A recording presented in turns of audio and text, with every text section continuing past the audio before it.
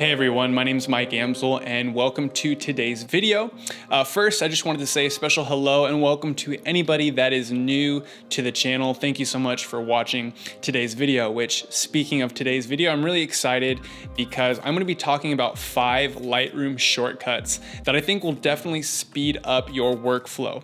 Now, these aren't the most complicated shortcuts in the world. However, I definitely think if you use them properly, they will help you out immensely. So with all that being said, let's just jump right into it with Lightroom shortcut number 1 called Lights Out.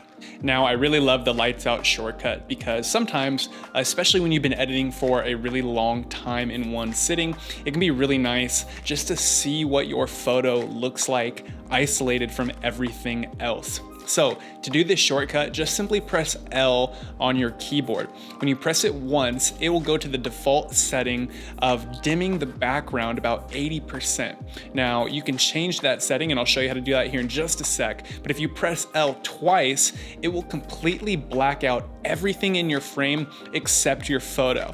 Now, like I said, this can be really helpful just to eliminate all the distractions around your photo to help give you a clear vision with what it looks like. Now, it's really easy to change your default lights out settings by simply going over to Lightroom, drop down to Preferences, then click on Interface. Here you will see the lights out settings. You can choose the color of the background as well as the percentage for how much it dims. I have mine set automatically to 80%, but you can change that. And again, like I said, if you press L twice, it'll just switch over to 100%. All right, shortcut number 2 is called Auto Tone. Now, not to be confused with Auto Tune. Auto Tone is simply a tool to help you get your exposure set properly. Now, over on the right-hand side of the frame, you will see your exposure slider. Just to the right of that, you'll see this little thing called Auto. If you press Auto, Lightroom will automatically adjust the brightness and the exposure of your image to what it thinks is proper. Now, this is by no means a one-click and done type of an edit, but it is a really helpful tool to get you started towards the rest of your editing process on the photo. Now, this is of course Lightroom's idea of what it is properly exposed. Obviously, when you're making photos, everything's preference. So some people like to underexpose, some people like to overexpose. So if this doesn't work for you, that's fine. But if it does, I found it to be a really helpful starting point for my photos. Now, shortcut number 3 is the before and after. Now, I'm sure many of you already know that you can toggle the comparison view at the bottom of the screen to where you can see the before and after either on the left or the right, top or bottom, so on and so forth.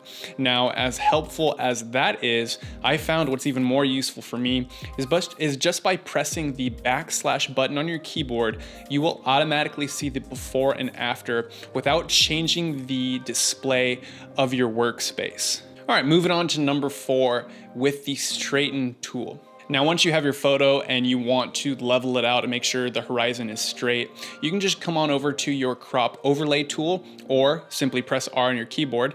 That's a bonus one for you. Once you're in your crop overlay tool, come on down to the angle tool.